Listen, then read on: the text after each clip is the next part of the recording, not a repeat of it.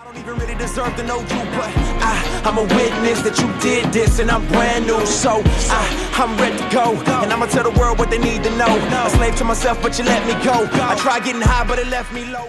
I grew up living in different cities all over America, and so, you know, some of the cities I lived in, like a Denver or San Diego, didn't necessarily have a local music scene, local hip-hop scene. So all we really had was, you know, the MTV, the BET, the radio, and man, it was just this world that was coming into my room from the radio or television that just intrigued me so much. And you just found yourself seeing people you can identify with, and you wanted to follow and be like. And I found myself just trying to compose the songs and rewrite them, and really started to fall in love with the craft, and really started to see that it was something that just really piqued my interest more than sports, more than anything else. It was rap, it was hip hop, and so it really just came alive for me.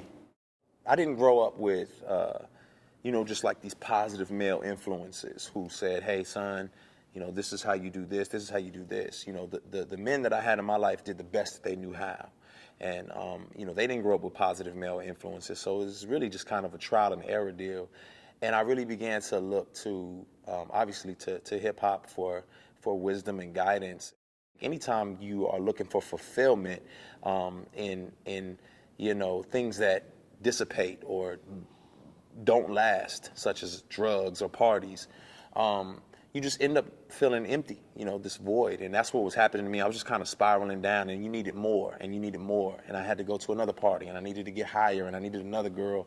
And just that void, that sense of like, man, I'm so empty, and I'm still chasing all this. Drug pushers, thug strippers, fast girls, fast life. Everything I wanted and everything I could ask life. If this ain't living, then they lied well. Guess I married an old wives' tale. Wow, fail.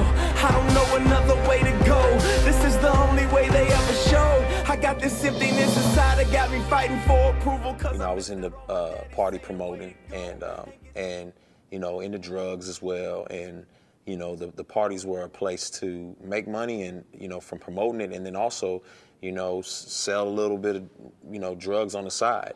And it just so happened that I was trespassing. You know, I would go to the high schools and, you know, pass out, you know, information to get, you know, kids to come to the parties and whatnot. And I got caught trespassing, and I had drugs on me, and I just knew it was over. I was like, I'm going to jail, you know. And when the policeman grabbed me and put me in the back of his car, he went and searched my vehicle, and I'm like, oh, I'm done, you know. But it was amazing that it wasn't the drugs he came back with, it was a Bible.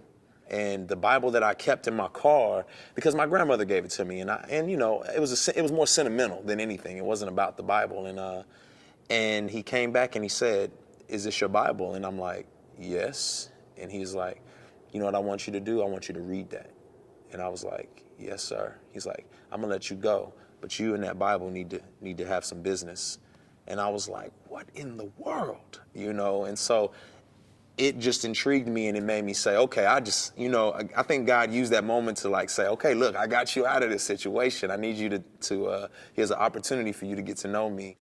So at 19 was when I really began to soul search. 19 was when I really began to say, you know, what's right, what's wrong. And, you know, I was always into philosophy and always into ethics and logic and always into spiritual, you know, ideals and so on and so forth.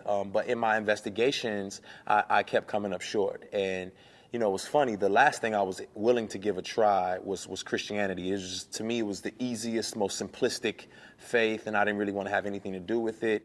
A young lady I knew invited me to a Bible study, and probably just out of like, whatever, I'll go, I went. And I heard truth that, as simple as it was, it hit me right where I was at. It rocked me just to hear someone articulate that I was bought with a price, that Jesus died and bought me with a price. And it was like scales fell off my eyes, and I could grasp it and I could see it. And from there, I really began to investigate and grow and walk in a sense of significance and worth. Father, forgive us for we know not what we do.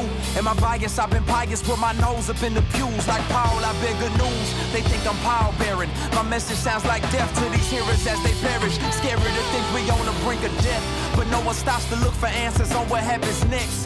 Got a couple scriptures from my grandma, sayings from a preacher, but can't live out these standards that we heard it takes to reach them. But when I look at Jesus, a lot of people will say, you know, hip hop, because of what it has been consistently associated with, is it should have nothing to do with Christianity whatsoever. Like, you can't be Christian and rap at the same time. But I would challenge them in that, you know, there are things that culturally we have given some kind of, you know, cultural connotation to, or, you know, perspective on, but it doesn't have to be, you know, identified with that. So if I take a butcher knife, you would think horror movie, but I could just be serving food to the homeless and carving turkeys and giving them out. And so the culture has given this identity to the butcher knife as this evil thing that kills. But really, you can take that and use it for a whole nother purpose that is redemptive and helpful. And so I think rap is the same way. You know, culturally, it's been used as something that's negative and bad. But I think you can take it and use it for redemptive purposes and helpful purposes as well. You know, there was a season where I thought the only way to do hip hop was to proselytize in every verse, or to, you know, quote a million scriptures, you know, because it had so impacted me.